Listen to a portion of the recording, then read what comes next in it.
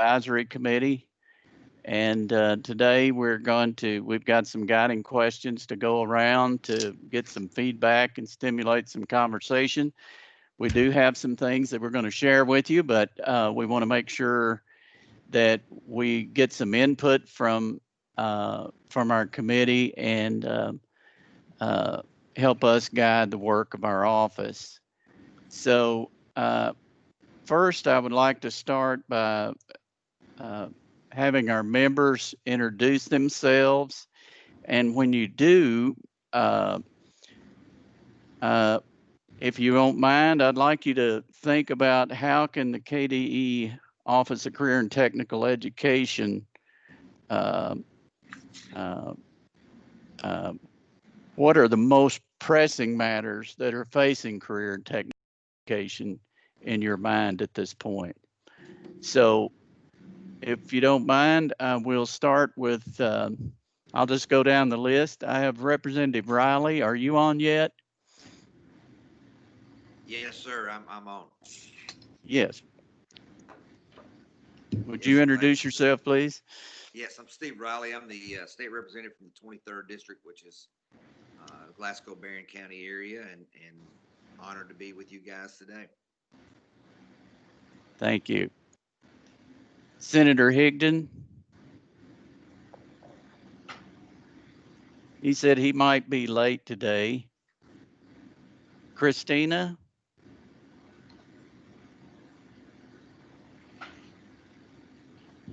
Okay, she said tentative. Matthew Whitaker. Hey, I'm here.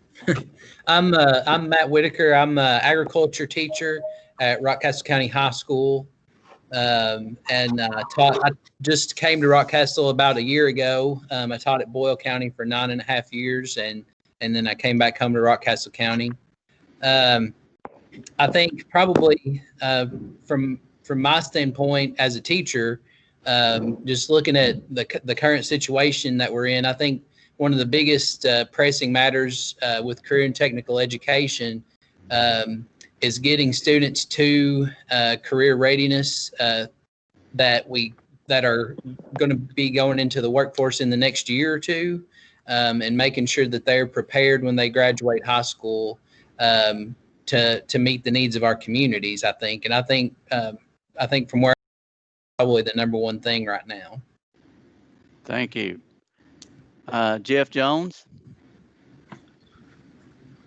Hello, I'm Jeff Jones from Webster County Area Technology Center. I'm a CAD instructor and a Skills USA State Officer Advisor. The most pressing issue that I'm seeing out of teachers in my position is, with the current situation going on, is delivering good quality lessons, engaging the kids with, CTE kids or special kids. They like to work hands-on, and I've seen a bunch of lesson plans, and they're good for busy work. But I think we're going to see a lot of kids that are going into the workforce that haven't been in a shop class or anything almost the entire year, and it's hard to deliver those good quality lessons without any hands-on for these kind of kids. Thank you. Mike Stone. Yes, good morning. I serve as Executive Director of the Kentucky Association for Career and Technical Education. And our mission and focus is to work on professional development and advocacy. And right now our big preparation is to prepare information for the upcoming General Assembly session regarding funding and delivery of career and technical education in the Commonwealth. Thank you. Darlene? Good morning. I'm Darlene Zybart. I'm the CEO for the Kentucky Society of CPAs, and I'm going to tag on something that Jeff said.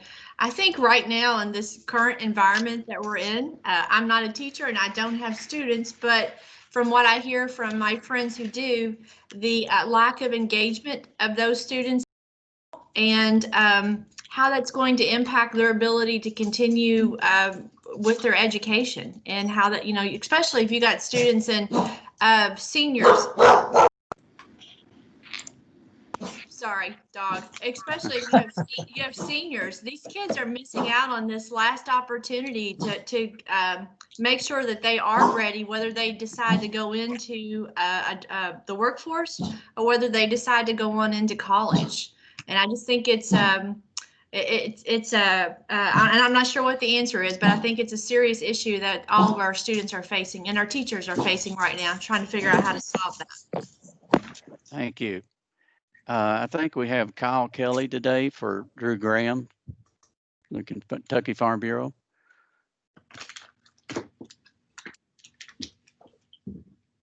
Kyle, are you with us? Okay, we'll move on. Lee, did I see you come on board, Lingo? Yes, I'm here. Would you mind introducing yourself? And we've got a guiding question up there if you'd like to say something about that on pressing matters facing career and technical education. Sure. I'm Lee Lingo. I'm the executive director of the Kentucky Association of Manufacturers. Our industry is one of the ones that is the most acute need right now for people coming through this system. Heard some stats yesterday from an organization that tracks them in Indiana that was fairly interesting, just talking about Gen Z and how different they are from millennials. But I would echo what's been said by everyone before now, that the lack of engagement and opportunity for hands-on engagement right now is going to be a significant problem as these individuals move through the system and are looking for jobs. We already have a large portion of people that finish school and don't know what they're going to do, or drop out of post-secondary after a year. They're really a year behind now because of this. And I think this is going to be, it's going to be a problem that industry is going to have to come and meet you all where you are and where those students are, and sort of back up to help students get what they have missed during this period of time. And that's not going to be easy. Our industry in particular was down a number of workforce percentage, pretty significant amount. Just over a year ago, there were 130 some odd thousand open jobs. 10% of those approximately were our Kentucky. After COVID, that has ballooned. This is also forcing a lot of early retirements. A lot of the higher ranking individuals that I interface with within industry are telling me that they had never planned on retiring until they had to work from home, and now they realize why their spouse has been asking them to retire. They were able to see their grandkids and live a different life than they had been for the last 20 or 30 or even 40 years, which is going to make that gap even larger. So we have a significant challenge ahead of us, and we are here to do everything we can to help. Thank you, sir. Steve Johnson, are you here?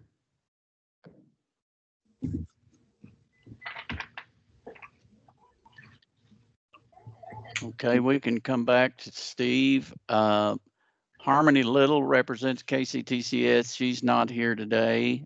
And we have John Lyons, kind of wearing two with the cabinet and the KWIB. John? Morning, David. First, I'd like to tell you how impressed I am that even on a Zoom meeting, you got a suit and tie on for us on a Friday morning. Very, very, very impressive. Thank you. Don't look below the tie. But again, I'm John Lyons. I'm the executive director here for Kentucky Workforce Innovation Board, a former high school principal and high school educator for many, many years.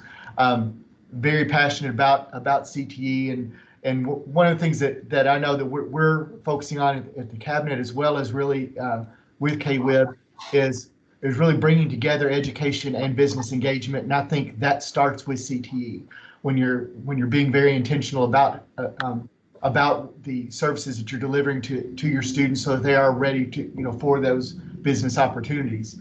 And I'd like to, as far as the guiding question, I'd really like to piggyback on what Jeff Jones and Lee Lingo said. Jeff talked about kids needing more hands-on that they haven't gotten, and Lee saying that kids are really a year behind right now.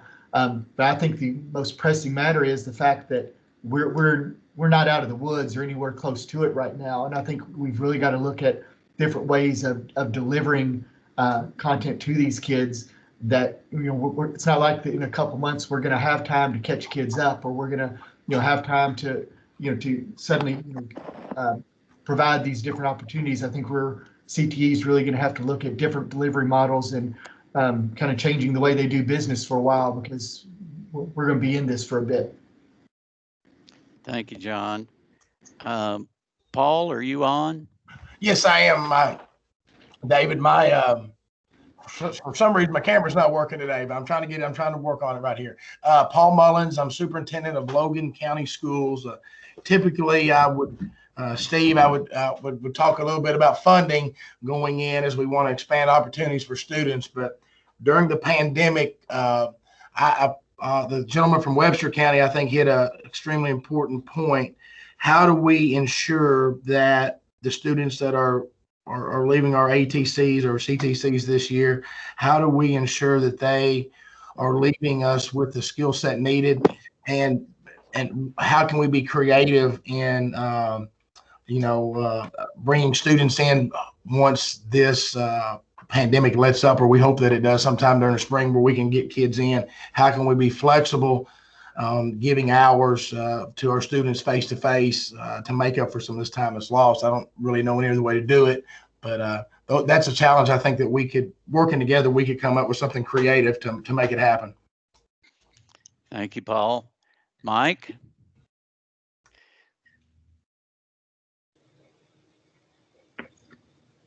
Morning, David.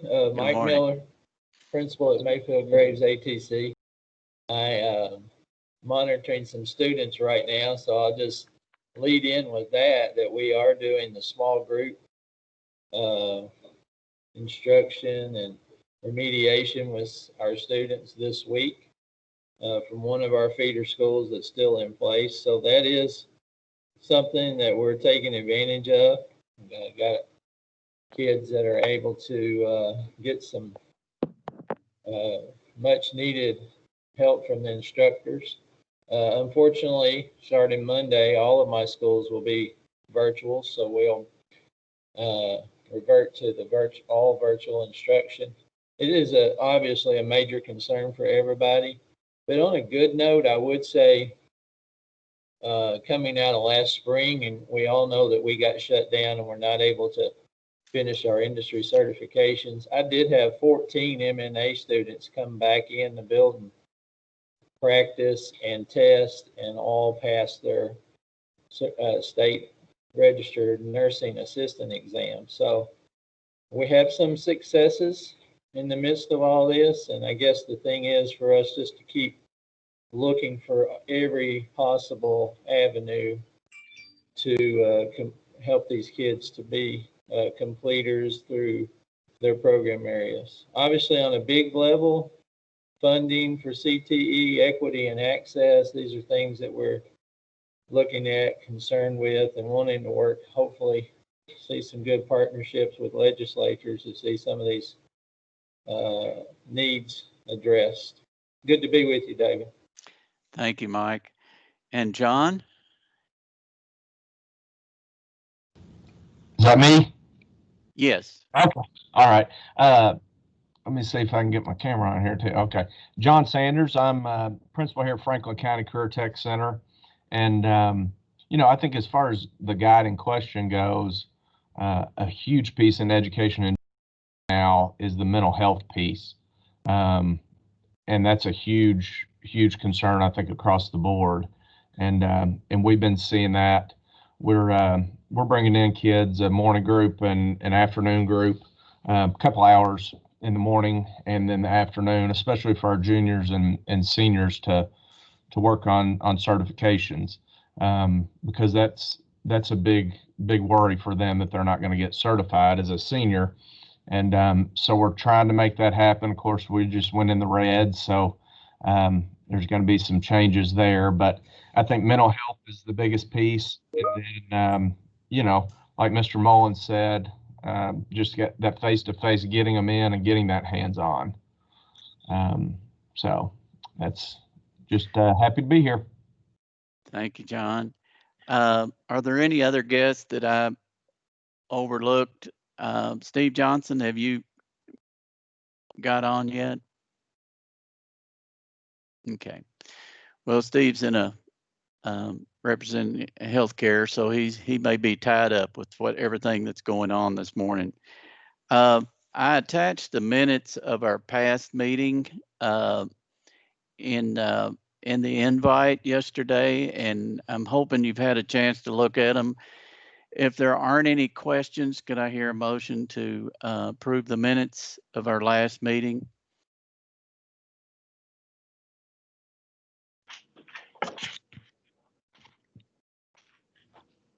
I motion to approve the minutes. Jeff Jones.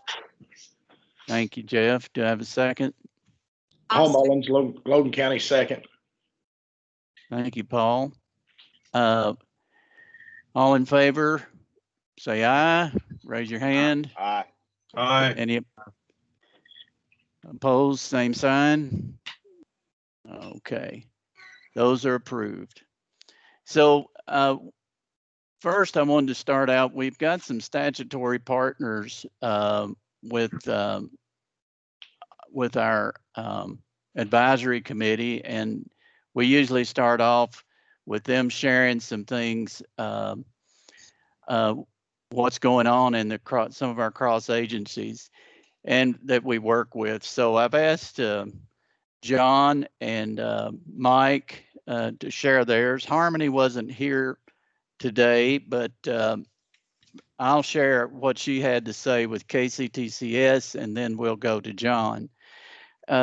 KCTCS is continuing with the assessment and placement exemptions for 21 and 22, which is that academic year, which allows students to enroll using their GPA.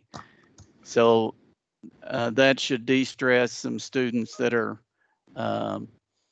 looking forward to moving on next year. John, would you like to share any updates from the cabinet and the WIB? The biggest thing with the WIB and the cabinet right now is really we're doing all of our onboarding currently with the WIB, getting all of our new members, as well as having a new executive director and a new board chair for the WIB, and really wanting to align what the Workforce Innovation Board is doing with the cabinet's goals, which with the 4 big E's of expand, exposure, experience, and expertise, which I think support everything the CTE is doing, exposing students to more careers, giving them more experiences, those work-based learning opportunities, and then developing their expertise in those fields, and really wanting to get everyone on the same page, rowing in the same direction, just so we can be more efficient in what we provide. I have a guiding question that I'd like to ask you, if you could, Allie. How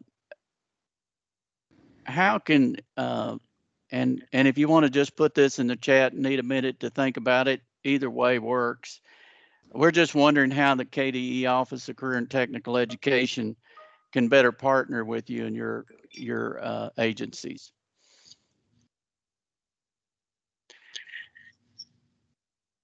Okay, and while John's thinking about that, then I'll move now to Mike. Mike, would you like to share what's going on with KACTE? Be happy to. Impacting most people, I suspect, will be planning for our 2021 Career and Technical Education Summer Program, July 20th to the 23rd in Louisville.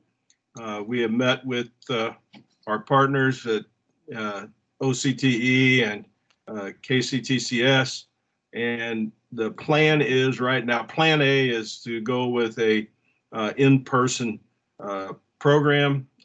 Planning is for a normal conference as we had had in the past.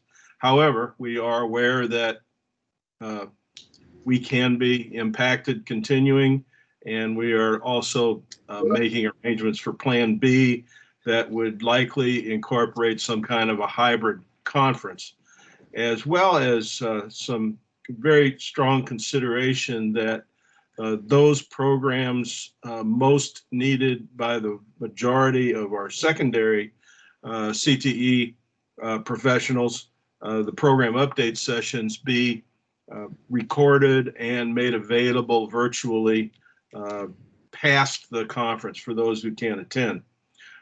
Continuing professional development are two programs that we're focusing on right now. One is CTE Learn, which is an online platform of career and technical education professional development. We have a memorandum of understanding with ACTE, our leadership partner, and working with an organization called Max Knowledge that has developed the platform. It is customizable to Kentucky. We have met with both OCTE and KCTCS about moving forward.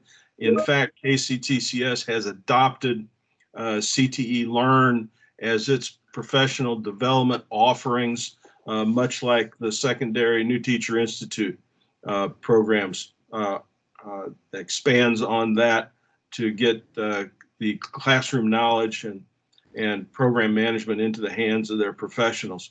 So we want to build off of that. And we're also looking at our Surviving to Thriving to do that for a second year, focusing on new teachers in years 1 to 3 at the secondary level. We know that is when we have the largest amount of loss of retention of those teachers who, and this program will be designed to encourage them, to give them tools if possible to stay in the profession.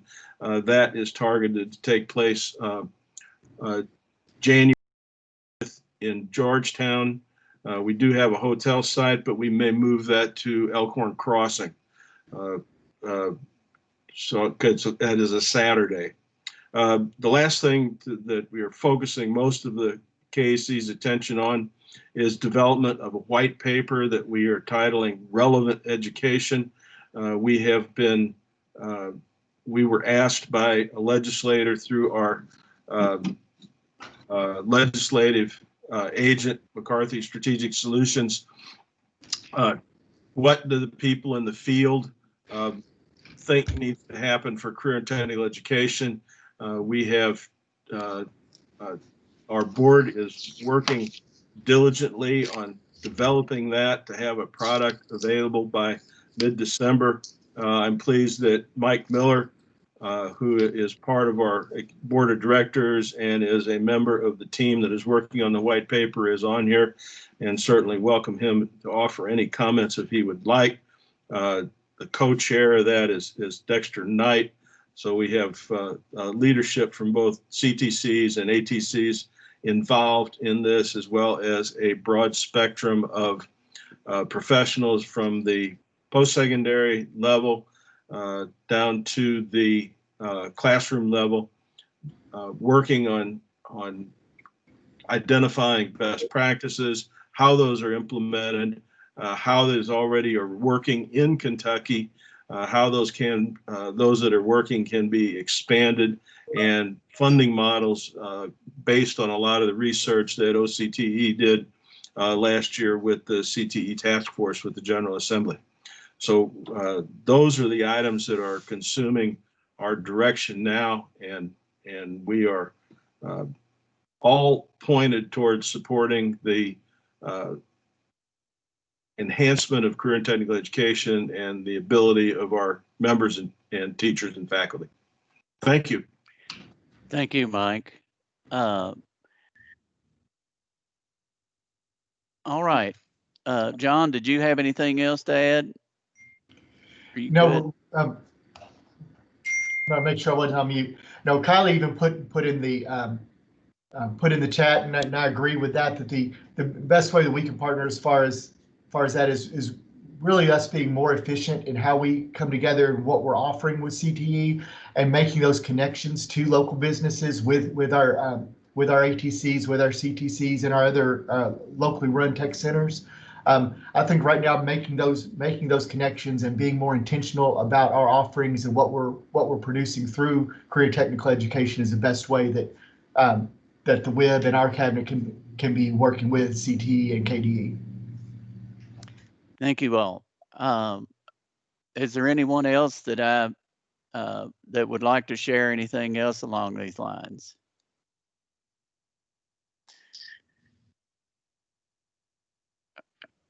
Okay, then, yes, was someone in?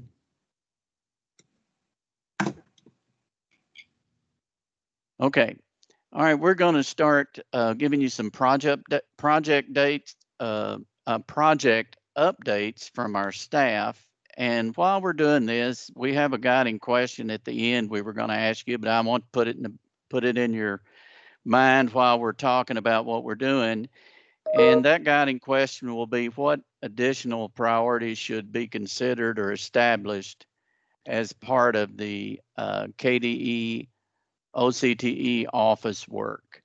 So as we're going through our updates, if you wouldn't mind having this in the back of your mind so that we can maybe glean some information from you that would help us moving forward with our priorities and our work.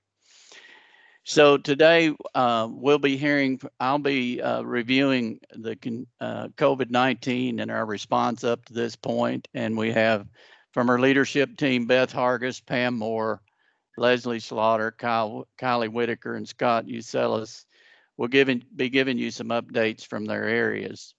So while we're getting back to mine, I just wanted to tell you, we talked about what we did during our response initially to the COVID-19. We were kind of about 2 months in, I think, when we first had our last meeting. And so we provided districts with waivers and guidance documents and resources that were specifically linked to career and technical education. And all of those were linked and loaded up to our web pages. We also had, and Perkins, unfortunately, was one of the more unforgiving.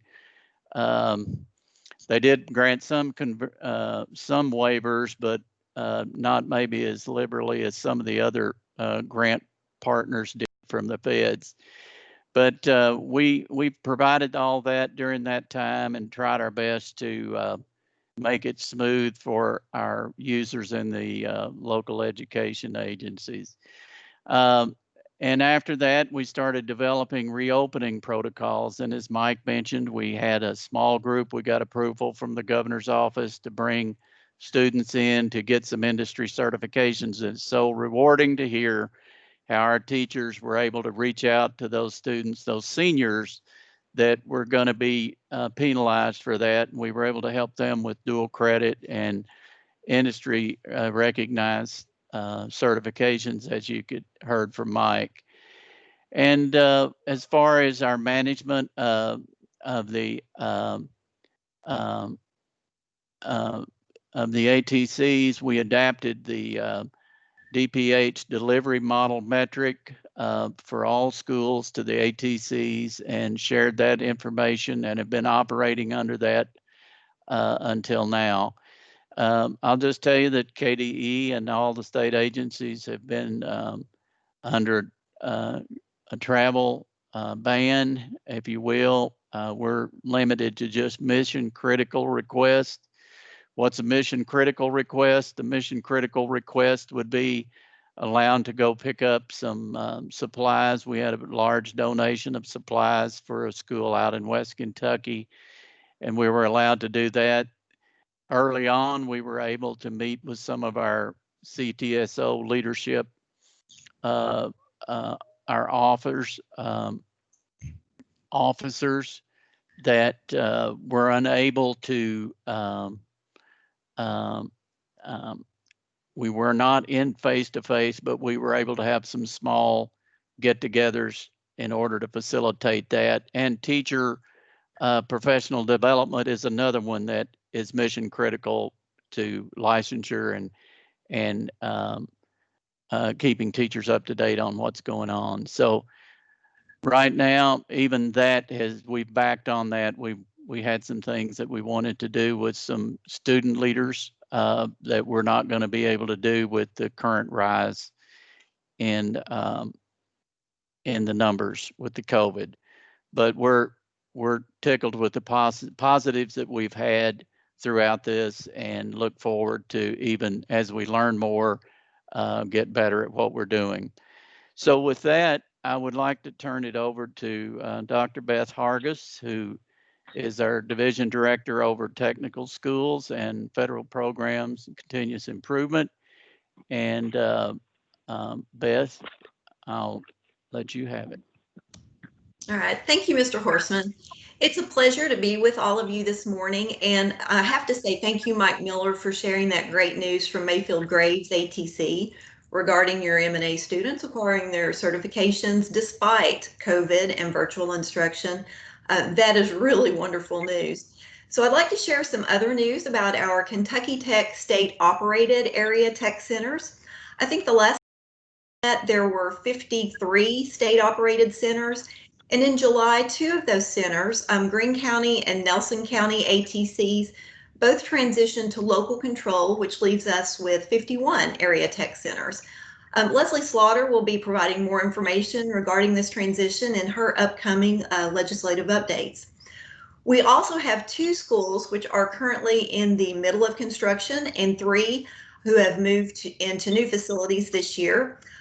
First, the Lake Cumberland Area Technology Center, and that's located in Russell County, is slated to next year and open in the fall of 21 when school starts. And when completed, it will have 54,610 estimated square feet of much needed space. Presently, there are 2 programs in that ATC that are in a non-adjacent building behind the tech center. And so having all of those programs under one roof will greatly assist in the students' supervision and overall safety. All right, Estill County Public Schools also has a new career center under construction, and their plans are to open that in the fall of 21 if funded in next year's budget. All right, Kylie, next slide, please. Okay, so here's a picture of the new Mason County sign. Mason County has had a name change. They've gone from the Area Technology Center and are now the Mason County Career Magnet School. Next slide. All right, Mason County Schools purchased an existing building which previously housed a motorcycle dealership, and they've renovated the 29,000 square feet to become the new home of the career school. Next slide. All right.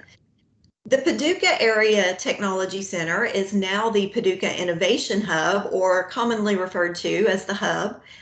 This is new construction, and you may be wondering in the picture on the left why the stairs have a different look. And if you'll notice what actually looks like little white stickers on the left wooden portion of the staircase, these are charging outlets for technology. And so this area is used for various instructional activities, including guest speakers, and has really proven to be an excellent alternative instructional location. All right, next slide. All right, this shows the outside of the hub, which contains 100,000 square feet. The ATC now shares the space with some high school programs. All right, next slide. All right. Area Technology Center also started school in a newly constructed building consisting of 77,000 square feet. This new construction is located right beside the high school and has greatly assisted in transitioning students between the 2 buildings. Previously, students were unable to walk to the ATC and had to be transported by bus. So this has helped both the high school and the ATC. All right, so these pictures show different classrooms and lab spaces within the Wayne County building, and you'll notice the prominent Wayne County Cardinal, and this is in one of the common areas. So we're very excited for all of these schools and look forward to seeing them in person, hopefully once we're back to regular business outside of COVID. So next slide. All right, so that concludes the ATC updates, and I will now turn it over to Pam Moore, Division Director for Student Transition and Career Readiness. Thank you all.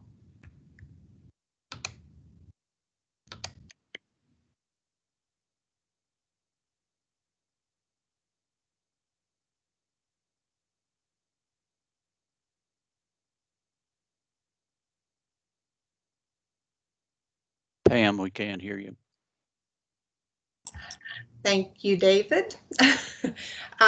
Thank you all for being here this morning. And just wanted to give you an update on what the Division of Student Transition and Career Readiness is focused on. Of course, this division primarily provides support to teachers in terms of professional development, technical upgrade training, curriculum instruction, and then of course those critical leadership development opportunities for students through our career and technical student organizations. So the career and technical upgrade trainings and PDs, when we met last June virtually, we had provided an update there that we had to cancel the majority of those technical upgrade trainings for our teachers. Fortunately, we were able to conduct 3 virtual trainings, but it was a challenge for many of those technical upgrade trainings to be transitioned to a virtual platform. We hope to do live sessions in June of 2021, but also knowing the current situation, we're making plans for what those opportunities may look like and what PD opportunities we can provide in a virtual platform. 2 of our primary focuses right now for the virtual platform is to offer some project-based learning training for teachers and administrators across the state, and then also looking at the Skills USA Career Essentials curriculum resources. We had thought about doing these throughout the school year, but the challenges that teachers and administrators have been facing with just trying to do school made us rethink that and really back that off to the summer months.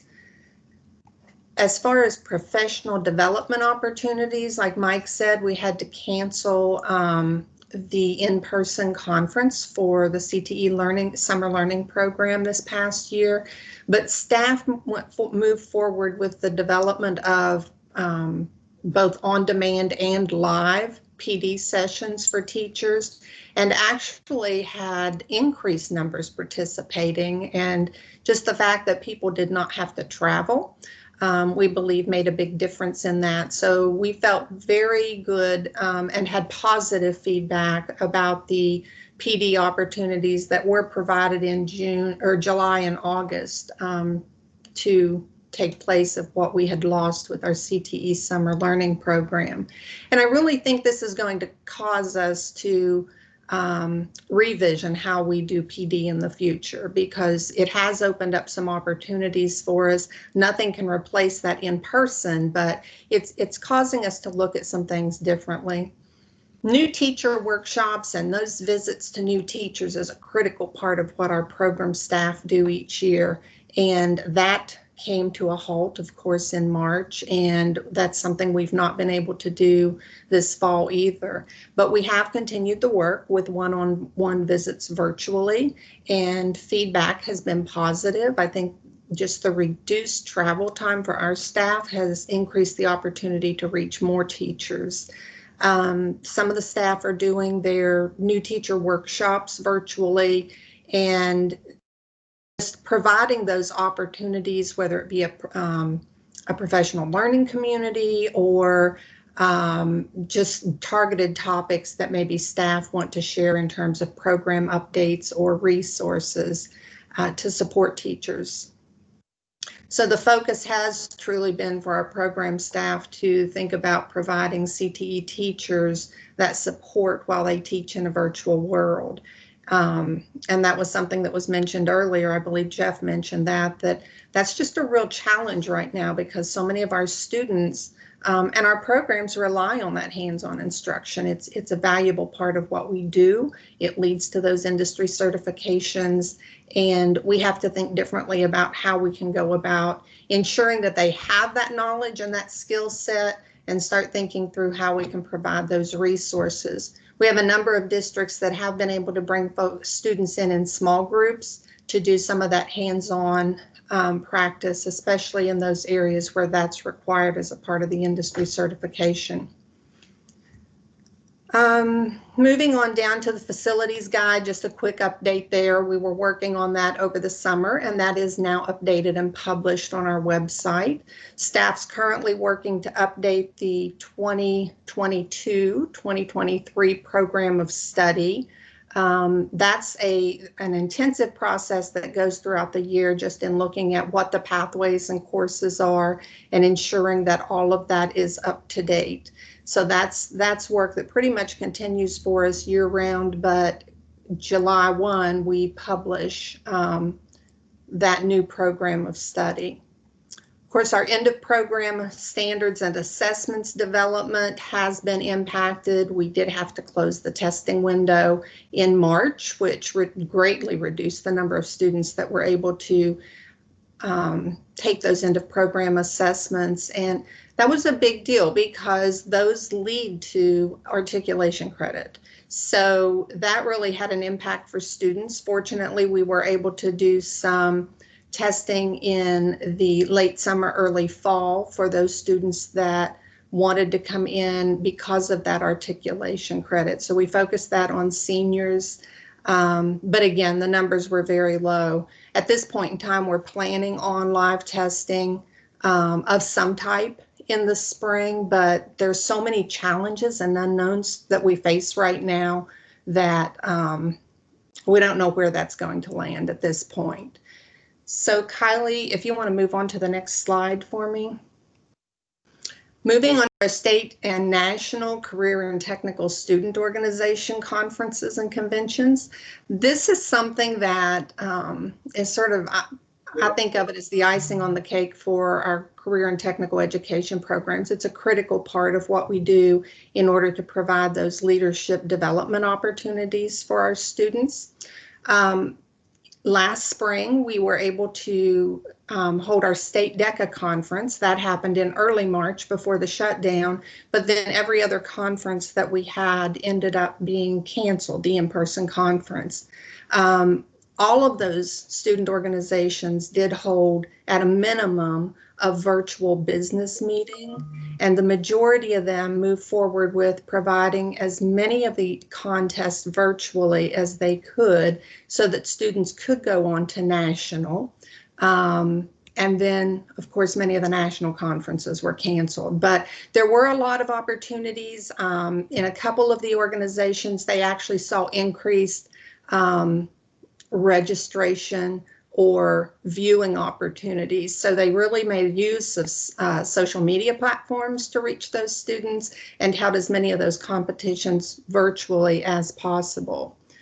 It was challenging, but we've learned a lot. Right now, we're preparing for the spring conferences. We were hoping that those would be in-person conferences this year, but we think at best there'll be some type of a hybrid conference.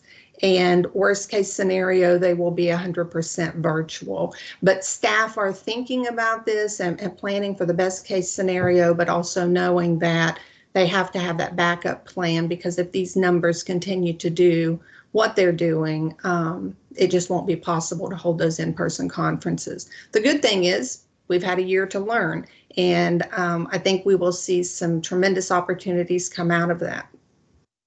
So a lot of innovative ideas coming about there. One of the big concerns is CTSO membership. Those numbers are not on track with where they were this time last year. Students aren't in school and they're not having these opportunities to do these local events, service opportunities or competitive events, and it's impacting membership right now. So really facing that challenge not only at a state level, but the national level as well. One thing I did want to share on a very positive note is at our FFA Leadership Training Center, which is housed in Hardinsburg, Kentucky. Even though we had to cancel our 2020 leadership training events, we were able to conduct some virtual leadership opportunities, and we made those on demand as well. They were live sessions, but we did record those, so there was that on-demand opportunity, and people could use those, teachers could use those in leadership development and instruction if it fit in. very excited to announce that we've got construction projects happening down at the Leadership Training Center. Probably this month, completed 2 new cabins that will be climate controlled. So this is going to open up future opportunities for us to expand the use of that facility. And the other thing is the construction of a new maintenance facility. So those were pretty much on track. They were supposed to be finished the end of October, but the construction crew had quarantine. So that backed the date off on that as well. And finally, a couple of staffing updates. We just recently hired a new state advisor for DECA, and that's Lisa Oakes. And January 1, we will have a new transportation program consultant coming on. Todd Nickens retired at the end of March. And then Dana Tackett retired over the summer, and we are getting ready to do interviews for that program area as well. Next slide, Kylie. And I'll turn it over to Kylie to share with you the new Employer Connector tool. Thanks, Pam.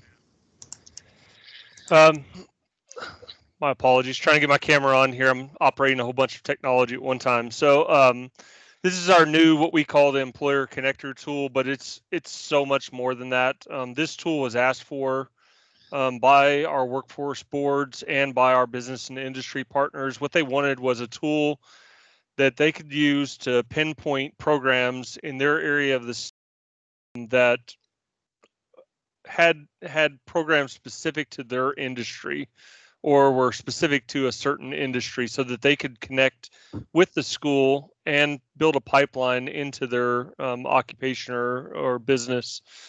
And so we developed a version of a first draft version of this through the Google Forms area. It was really slow.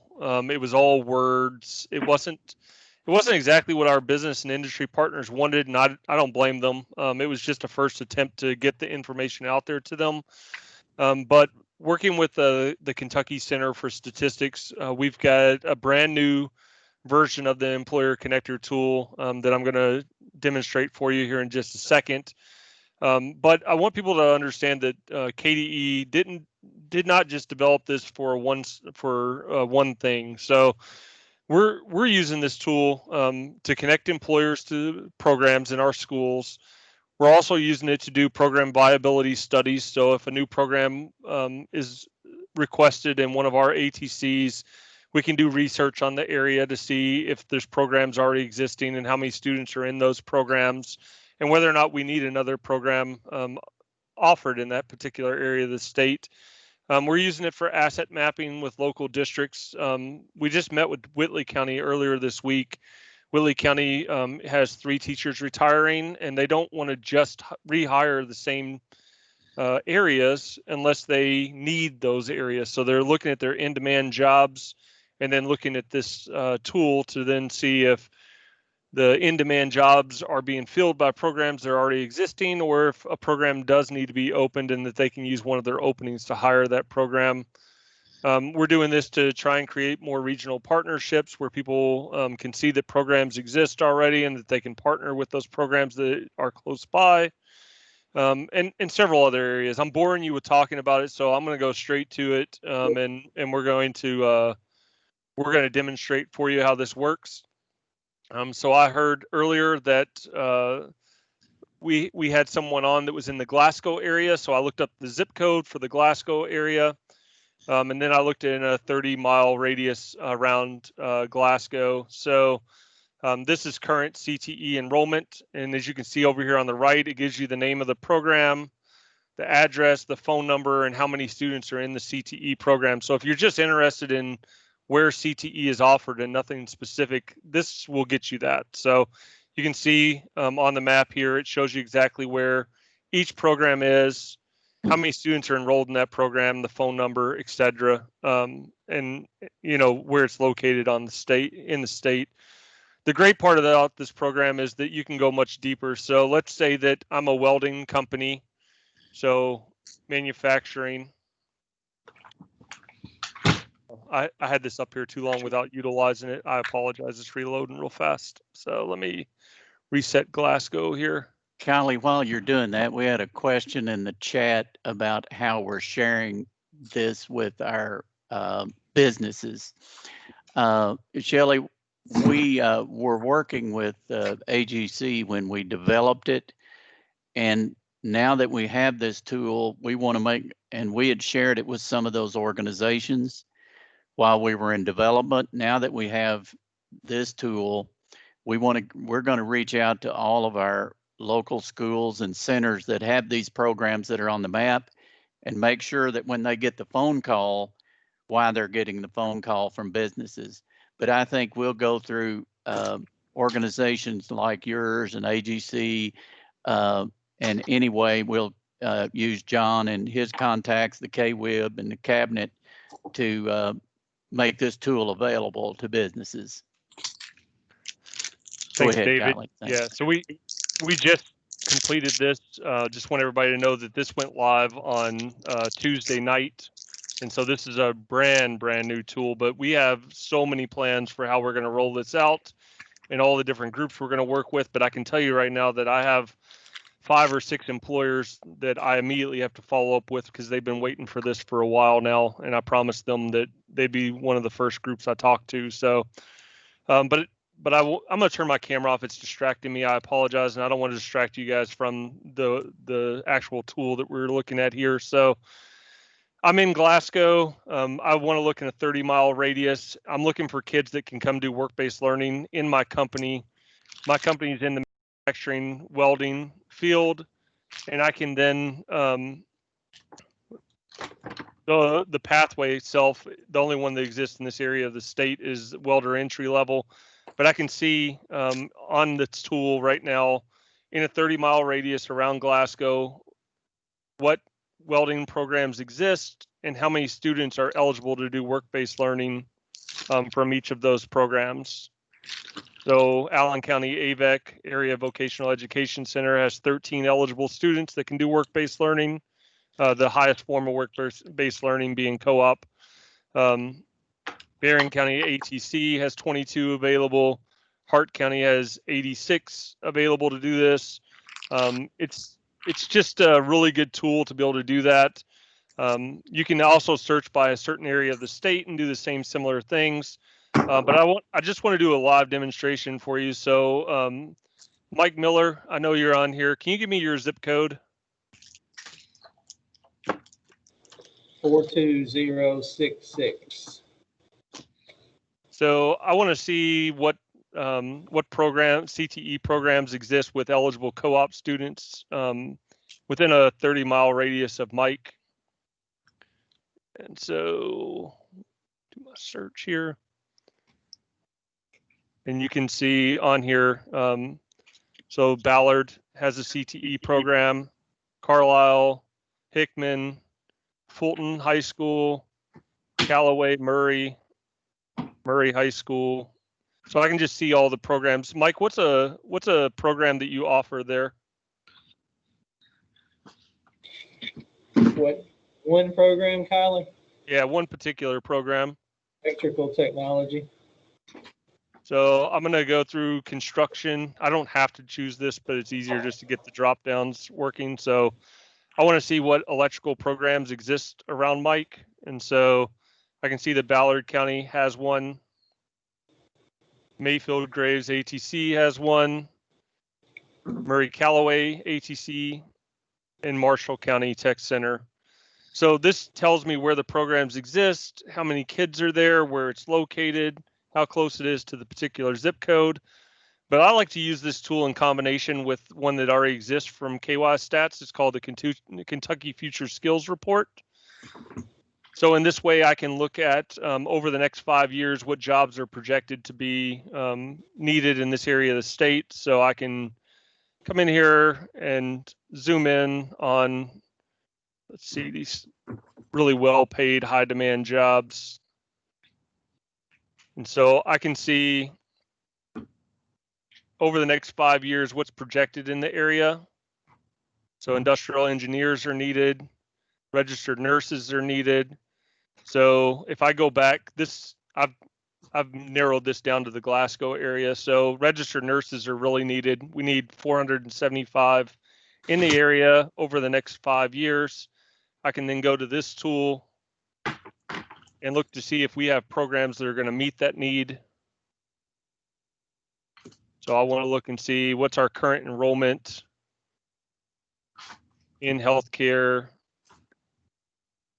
health sciences, and particularly in the pre-nursing areas.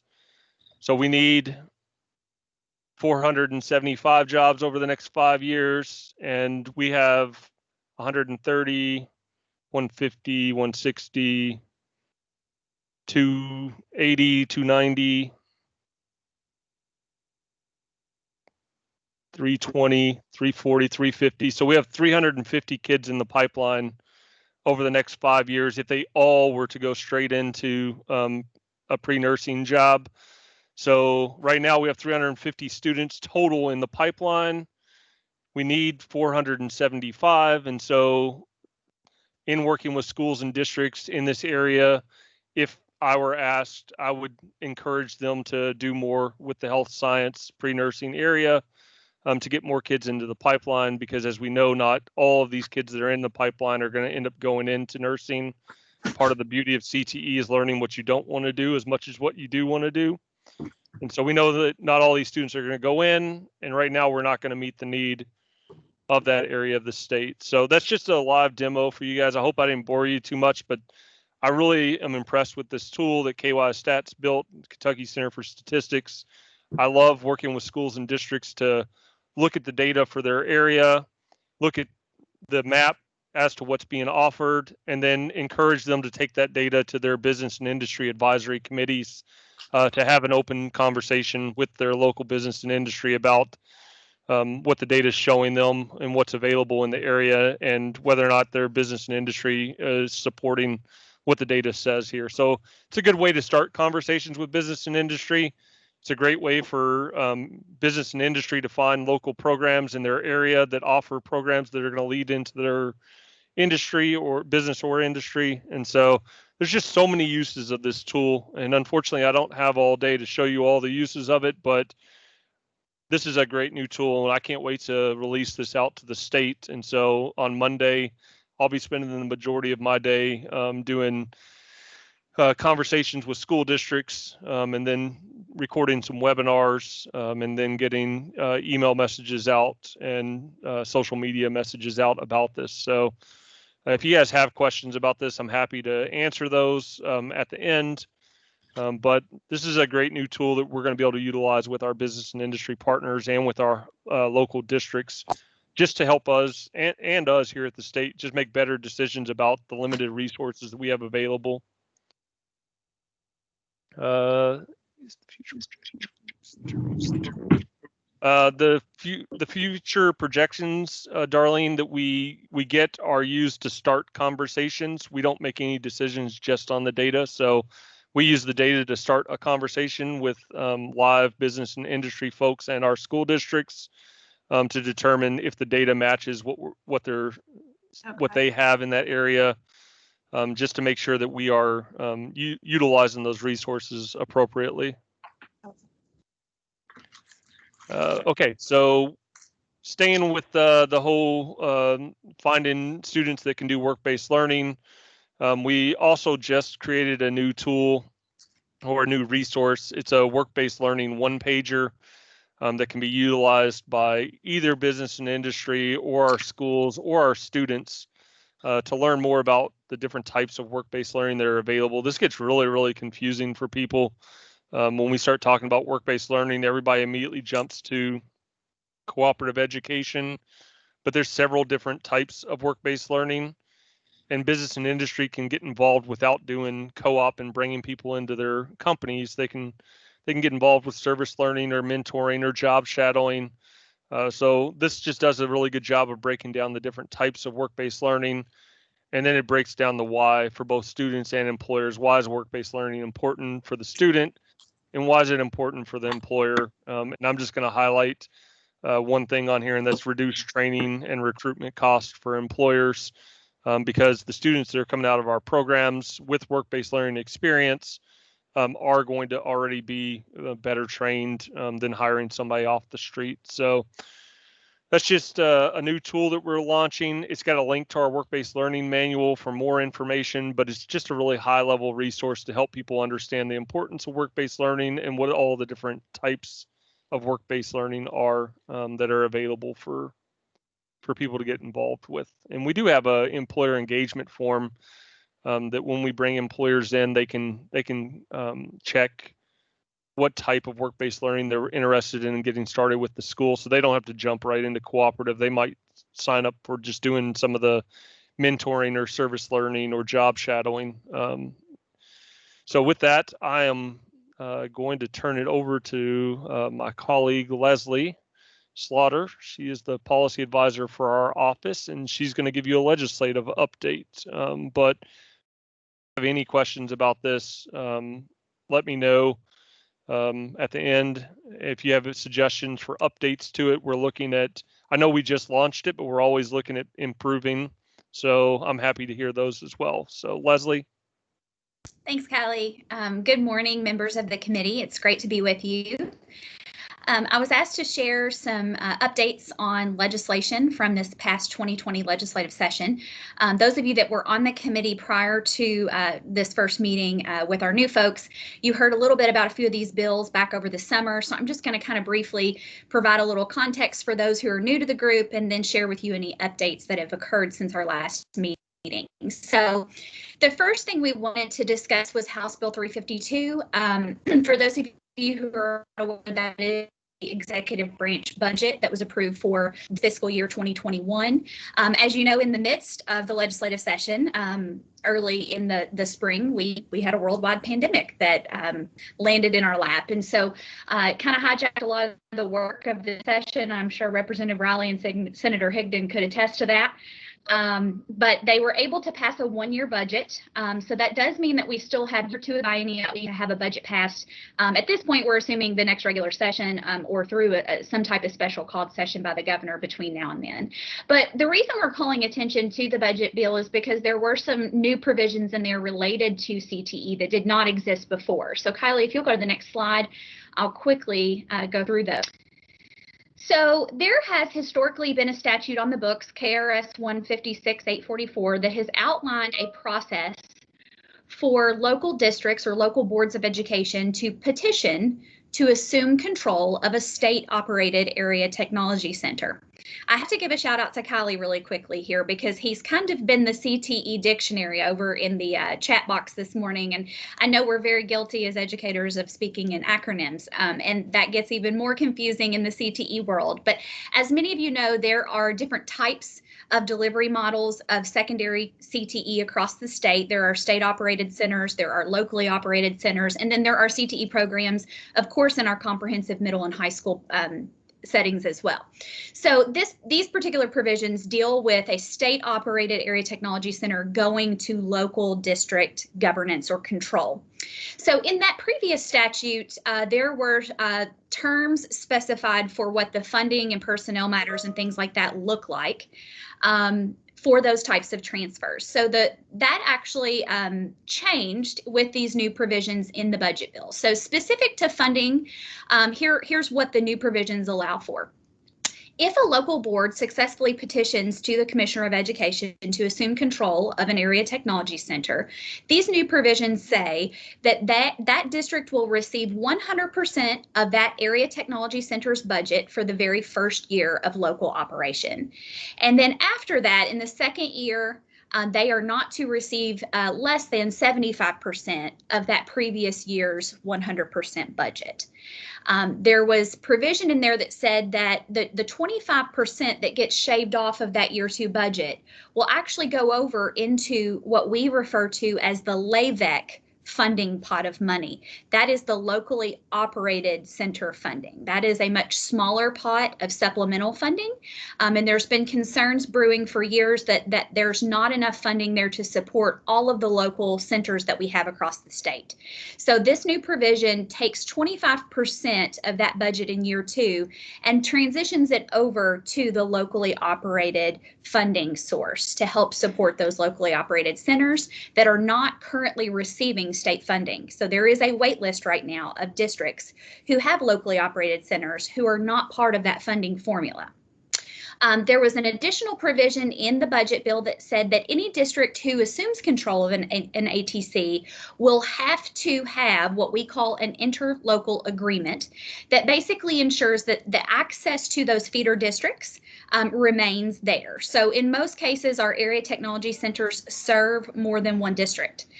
So this ensures that when the local board assumes control or authority, that those feeder districts still get to have access to those programs in that school. Callie, next slide. There were some additional personnel provisions that differed from the previous statute as well. In a nutshell, these provisions say that the local district may provide continuing service contracts to those certified employees, principals, and classified employees, whereas before the previous language said that those employees were guaranteed at least a 1-year contract upon the transfer effective date. And then following that 1-year contract, decisions could be made. But this actually changes that to say that the may versus shall is now an option for the district. So we have had 2 ATCs, as Dr. Hargis mentioned in her report, that have taken advantage of these new provisions since the budget bill passed in April. That is Greene County and Nelson County. So those 2 area technology centers are now governed by those local school districts. You can see here the petition dates that those petitions were received at KDE by those local boards. So in Greene County, their petition was received on June 15th, and the effective transfer date was made official on July 21st. Nelson County's petition was received on the 22nd of June, and their effective transfer date was July 27th. Now, we've received a number of inquiries from other districts. We know that there is more interest out there in these provisions. So we do look for more districts to potentially try and take advantage of these new provisions in future budget bills, or however that ends up getting codified into statute this next session. And we did actually have a 3rd petition over the summer that was received, but that district chose to withdraw that petition. I think they felt like they needed a little bit more time to kind of iron out and flesh out some of the details of their transition plan. So one thing that I would say, I know Representative Riley, are you still with us? Yes, I am. Okay, great. And I don't know if Senator Hickton was ever able to join us. I haven't seen him hop on. Do we know if he's here? He was on the phone, but I think he's had to leave for another meeting. Okay. Well, Representative Riley, I don't know what the intent is moving into the next session in terms of this language, again, being placed into another budget bill or possibly codifying it through former statutes that exist. But one thing that we've come across that we feel like that could be a potential amendment for consideration that might strengthen the language and the provisions here would be around having a petition deadline date. As you can see, we were able to move pretty quickly on these petitions, but we really felt like we were up against the clock. There were some really tough timelines to meet there to get these transfers effective before the start of a school year. Ideally, those transfers should probably occur at the start of the fiscal year. That's the cleanest way financially and from a personnel perspective, we believe, to make those transitions. So some food for thought as we enter into this language in the future would be to think about possibly having a petition deadline date, maybe March the 1st or something like that, which would give us more than adequate time to make sure that we can create a concrete timeline of deliverables for the district as we work through each leg of this process and really have a very clean transition in place by the start of a new fiscal year. So we're happy to have those conversations with you, but we wanted to plant that seed as an idea that's come across our work as we've gone through these first 2. And with anything new, you're going to live and learn through the process the first time around. But that's certainly something we feel like could benefit all involved. That sounds great. And if you could get back with me All when right. the session starts, Yeah. trying to get that involved. Okay, thank you. Absolutely. Yes, we'll do that. Thank you. So the next bill we wanted to quickly speak to was Senate Bill 101. This bill deals with statewide articulation agreements. So this bill tasks the Council on Post-Secondary Education with the responsibility of facilitating and developing statewide articulation agreements for every career pathway that KDE offers. So while we are not the agency responsible for this work, again, CPE is the one facilitating that work. We are working extensively with them. There's been a lot of work behind the scenes that's had to be done to kind of seek clarity on some of the bill language and ensure that we had a correct path forward in moving forward with this work. But I am happy to report that there is an implementation timeline that's now been drafted. CPE is kind of knee deep in this work, and we're helping and supporting where we can. The work will be done in two phases. We're going to start with the KCTCS system, the Community and Technical College system, and ensuring that there are system-wide, statewide agreements in place there. And then we will move to phase two, which will involve the four-year public colleges and universities. So a lot more work to report on in the future, but just wanted you to know how CPE plans to tackle this and that the work has begun. Senate Bill 158 was a bill this last legislative session that made some significant changes to quite a few pieces of our statewide accountability system. There were new provisions around school improvement. There were changes that were a result of this language that had to be made to state and local graduation requirements, et cetera. So we just wanted to update you that that work has been well underway since the wrap of the session. The graduation requirements regulation has already gone through 2 readings this fall by the State Board of Education, and that regulation is currently in a public comment window. Specific to CTE, the changes there that kind of impact our work a little bit, the removal of the graduation prerequisites and graduation qualifiers. And then there's also new language that limits the local board's ability to require any type of statewide assessment as a part of their local graduation requirements for the district. So that regulation, again, is going through the revision process as we speak. There's been a great resource developed for districts to understand those changes, and we're happy to share that with you if you'd like to dive more deeply into some of that. Those are out on our website, but happy to provide those to you. And then with the accountability system, again, we had to kind of ensure that the new changes required by Senate Bill 158 were crosswalked with the assessment and accountability system and our federal ESSA plan. So our state board had a work session last week to kind of really dig into the details of that to prep for the December KBE meeting, where they will begin the process of approving any amendments to the accountability system regulation.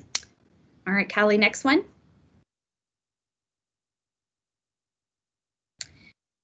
Senate Bill 193 is a computer science bill, and it's really just aimed at establishing some statewide goals around increasing the number and percentage of students who are engaged in computer science coursework at the middle and high school level. There's a strategic emphasis on special populations and particularly underrepresented populations within the computer science field. So that report will be due to the State Board of Education and the Interim Joint Committee on Education by December 1st. I'm happy to report that I've already seen some draft language on that report. It's looking beautiful and in great shape, and we're happy to share it with you once it's made available to the KBE and the Interim Joint Committee. And then on a much more exciting note, I am happy to report to you just a little bit of information about a new branding initiative that we are embarking on as an office.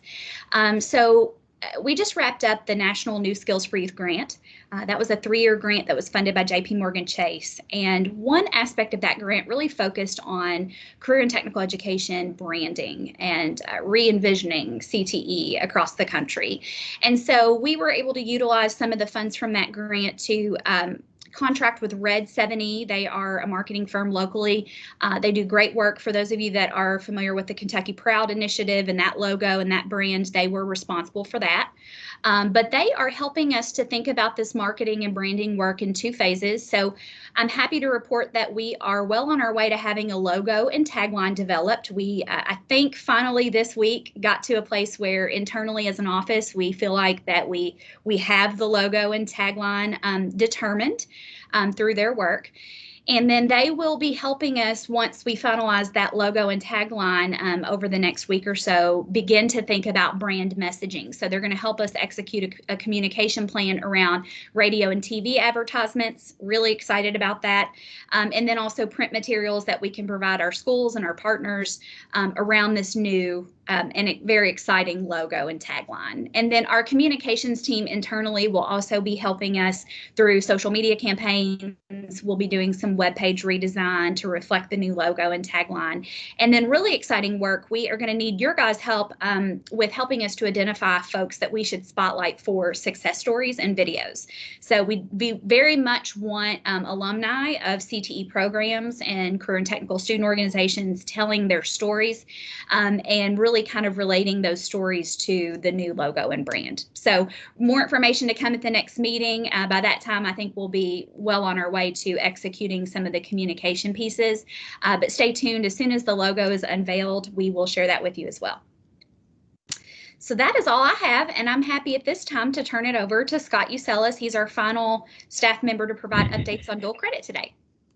That's right. Last but not least, I guess. That's right. Good morning, everybody. As Leslie said, I'm Scott Uselis. I'm the data manager for OCTE.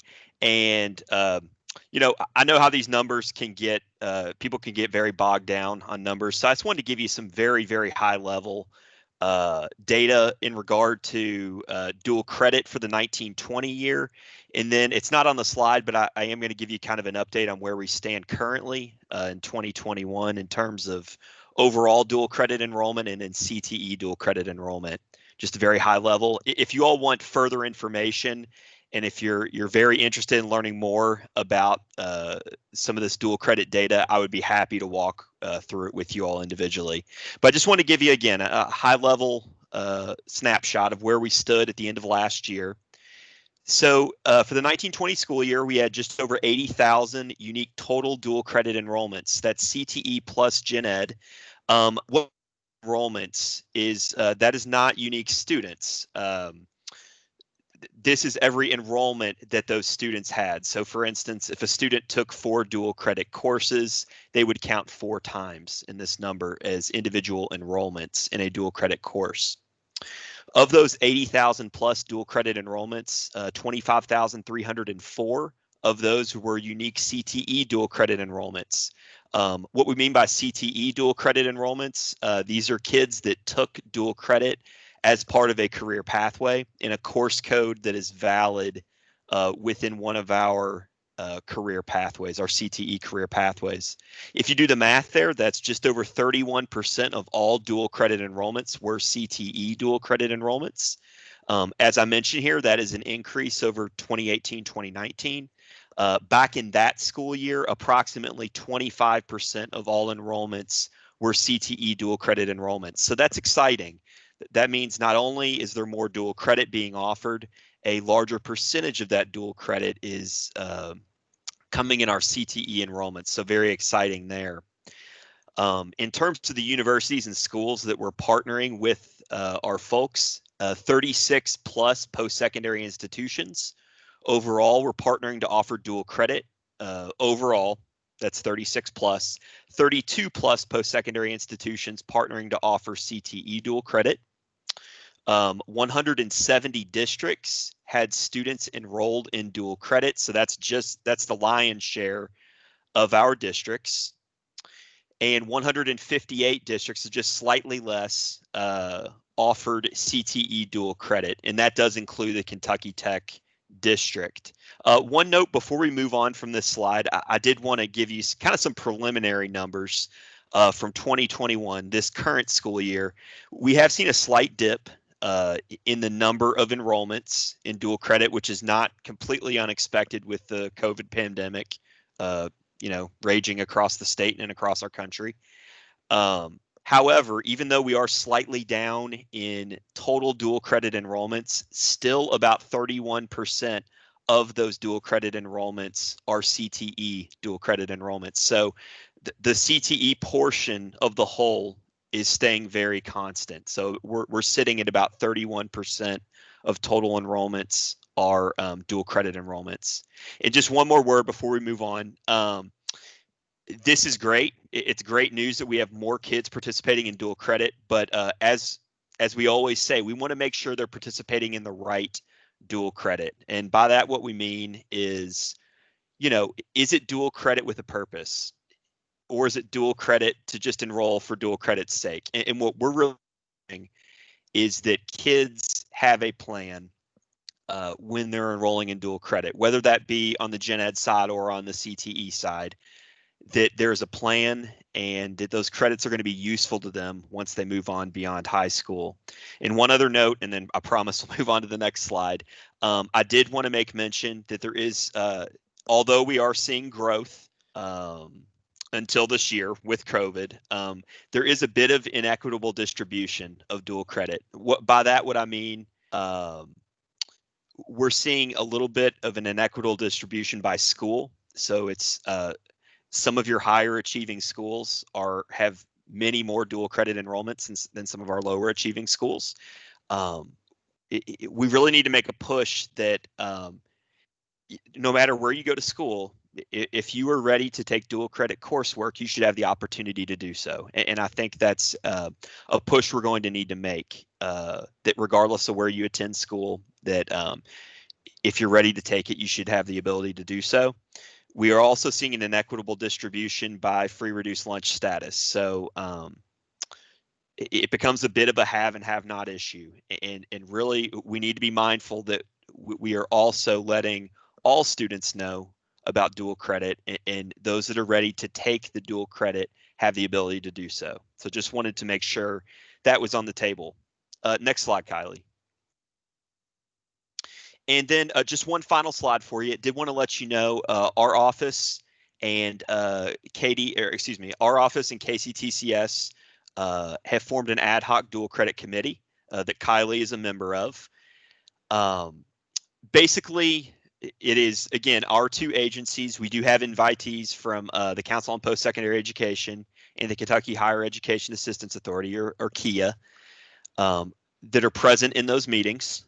And some of the stated goals that we want to get out of this ad hoc committee: we want to discuss dual credit issues and concerns from both of our organizations. There's always concerns that crop up with KCTCS and on our end on KDE. And we do want to find ways to make dual credit function more efficiently between both organizations. And that includes some of the things that I mentioned in the previous slide, just making sure that things flow efficiently, and that we're also letting all children know that are ready to take dual credit that they have the opportunity to do so. Next slide, Kylie. And with that, I will hand it back over to David for the guiding question that he mentioned earlier. David?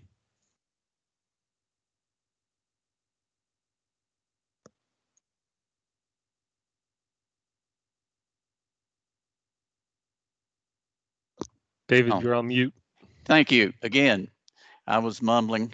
I want to thank all of our staff. As you can see, what's going on, we have a lot of great work going on, led by great leaders, and we would not be able to do it without these folks, and I want them to know how much I appreciate it. I hope during this conversation, maybe some light bulbs have gone on that maybe we can, that you might have some ideas that we could add on to, or if you think there are some priorities that you want to know if we're addressing that we might not have mentioned today, I would welcome you now. You can raise your hand, you can turn your mic on and ask, you can put it in the chat, however you would like to do that. I'd also, while you're thinking about that, I will mention that we'll be sending a recording out accompanied by the PowerPoint and the minutes of today's meeting, and that'll also be posted on the KDE website. And that is a difficult thing to find sometimes, but I believe if you go to the commissioner, you'll have the commissioner's advisories, and you should be able to find us and all our information on that page. Are there any, do I have any feedback from anyone? Or any questions about anything we've talked about today?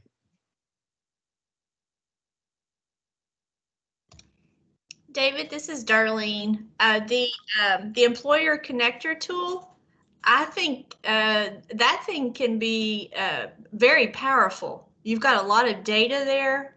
You've got you could have a lot of statistics talking about future careers, and I think that could be used once figure it out and figure out how to use it as far as guiding students and helping them decide on their career paths. Helping industry find local employees. That's an incredible tool. So I commend you guys for putting that together. I'm really excited to see that and see how we can use that as time moves forward. So great job on that one. Well, thank you. That's one of the hallmarks of career and technical education, is that we really truly believe in true partnerships with our business community, because that's who we serve.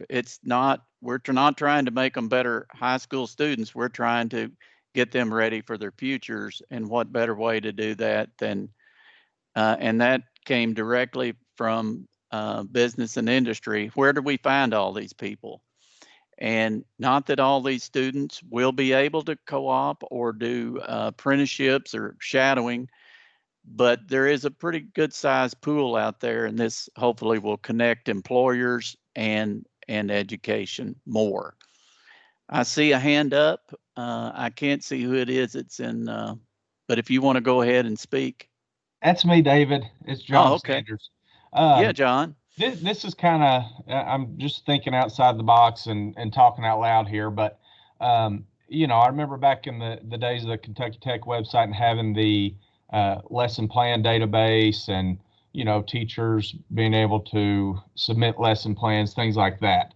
Where we're at now, and who knows how long we're going to be in this virtual world, and even when we're not, having possibly having video lessons, video lesson plans, to where if you've got an automotive teacher out in Western Kentucky who's doing a lesson on, something with automatic transmissions.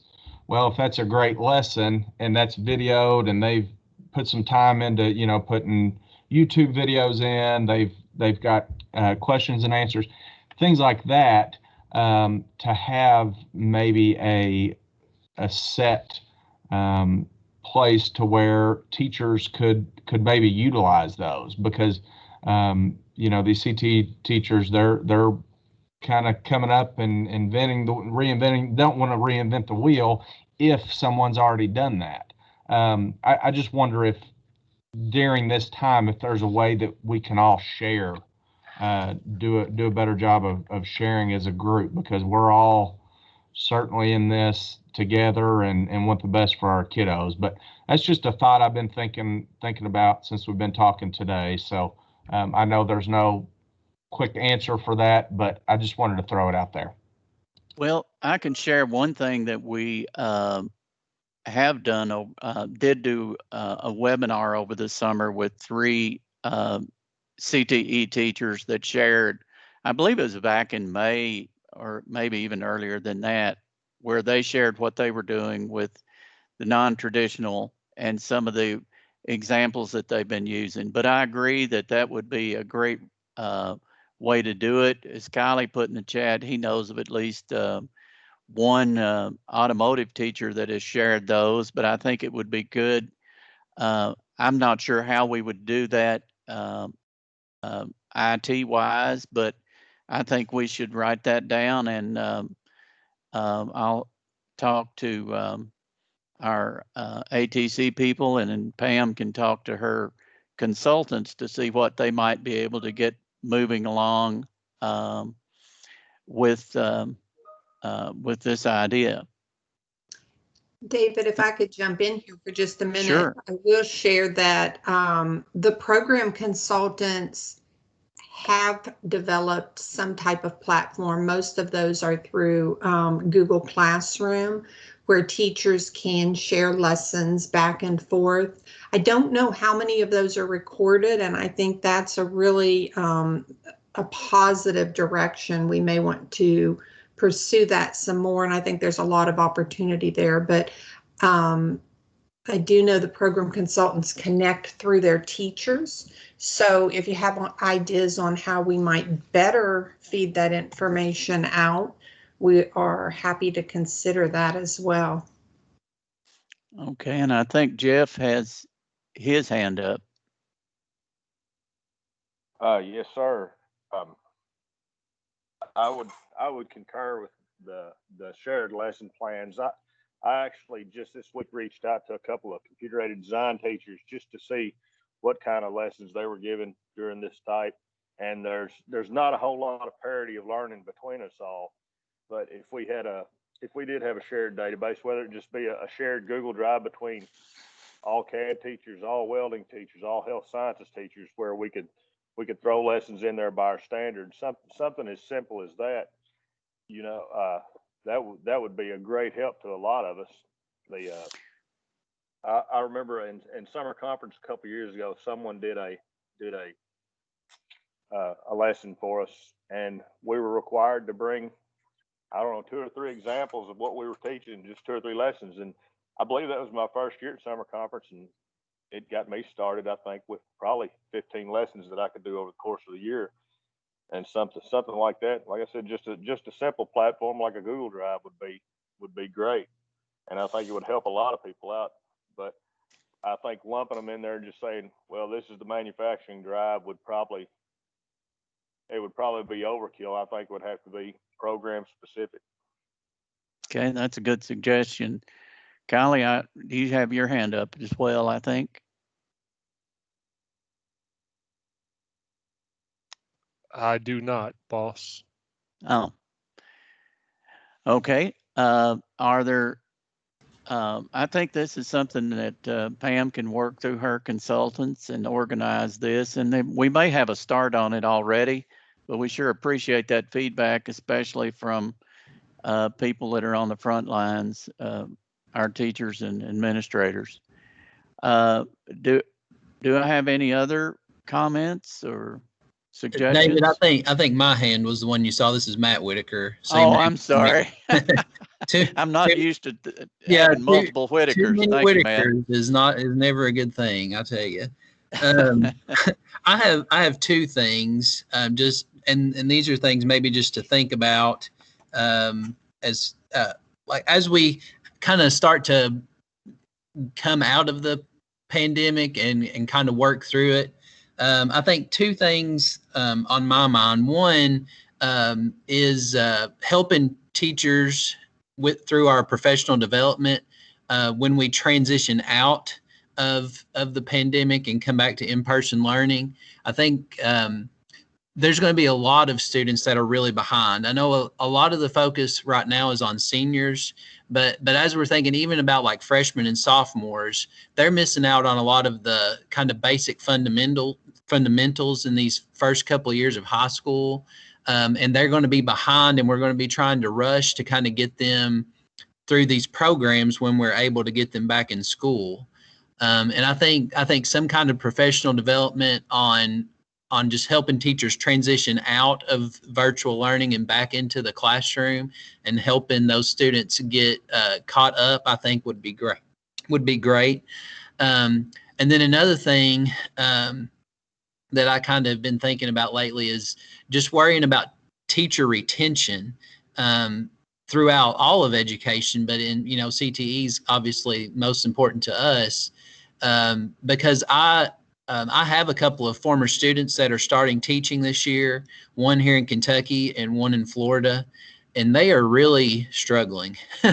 and I know that they're not the only ones. And our Ag Ed consultants do a great job with teacher retention and working with those younger teachers. I'm not sure about some of the other areas, But I think we really just need to make a really strong effort to make sure that these young teachers in their first few years are getting the support they need and making sure that we have it to where we're helping them get through this and get them into a normal classroom, get them to where they can get into a normal classroom setting and do more of what they expected they were going to do when they decided to have a career in education.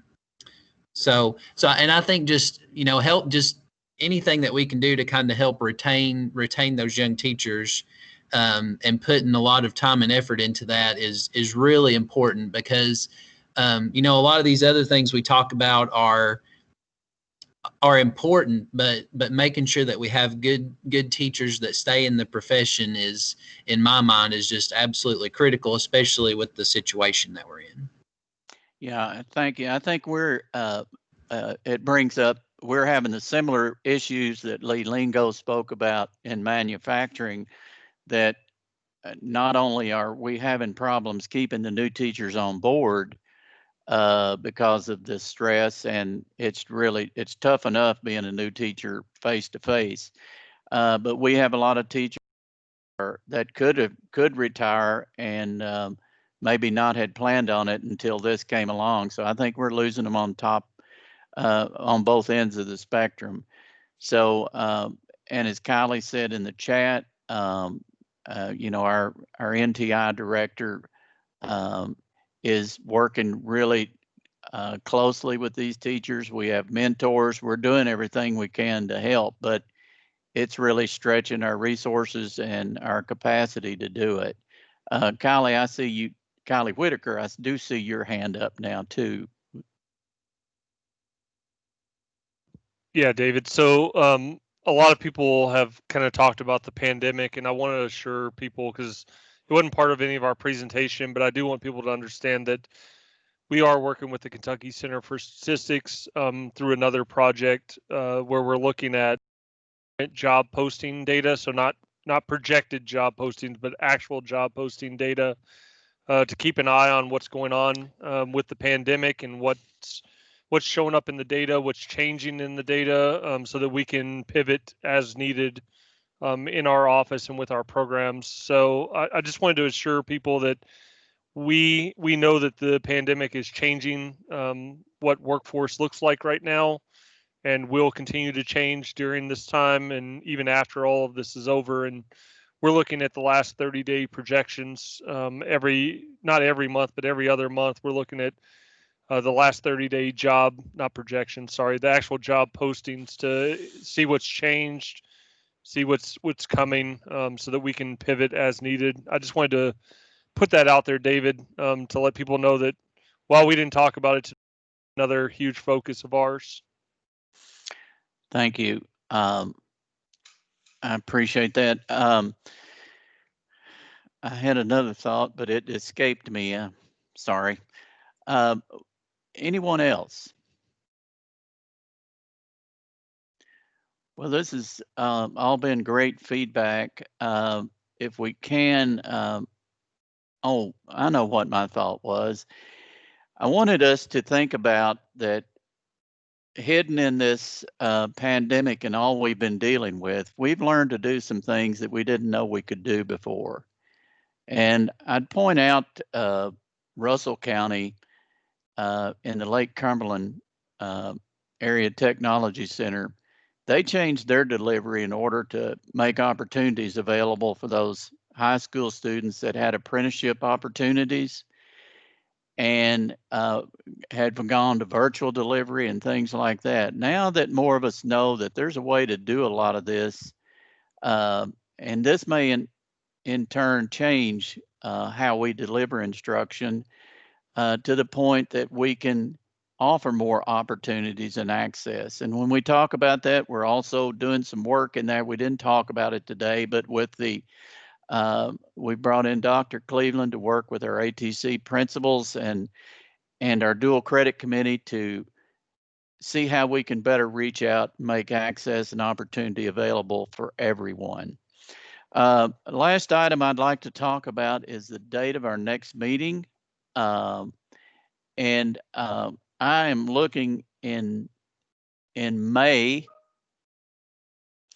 and I know we have Derby, and don't know exactly what that'll look like, and I'm not sure. It's supposed to be the first Saturday, but I'm gonna stay away from the 1st and the 8th. I was looking at the week of the 10th, and if there's a preferred day, I know Friday is Friday, but maybe it seems like we've had really good attendance because a lot of people use Friday for other things. Just wondering if the 14th of May or the 21st would be one that would work with the group. And you can just put in the chat yes, no, or suggest another date.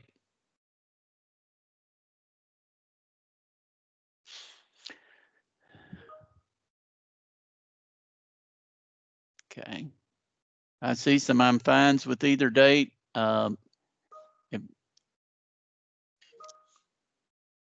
Okay. I think we'll, all right, still seeing fine. All righty, that's pretty far out. So I think let's go ahead and Ms. Baxter, you noted to put that out. We'll put it on everyone's calendar for May the 14th.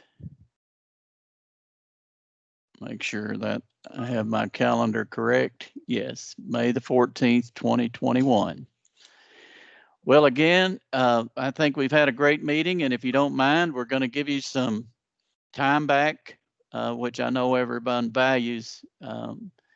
It's hard to imagine how much more work we do working from remote areas remotely than we did in the past, and we don't have all that travel time getting together to see each other. I really want to thank our new members for accepting, and I want to thank our existing members for staying with us. And I look forward to gathering with you again in May. And if there's nothing else, I will say so long to everyone and have a great weekend. Thank you. Thanks, everyone. Thank you. Thank you. See you, David. See you.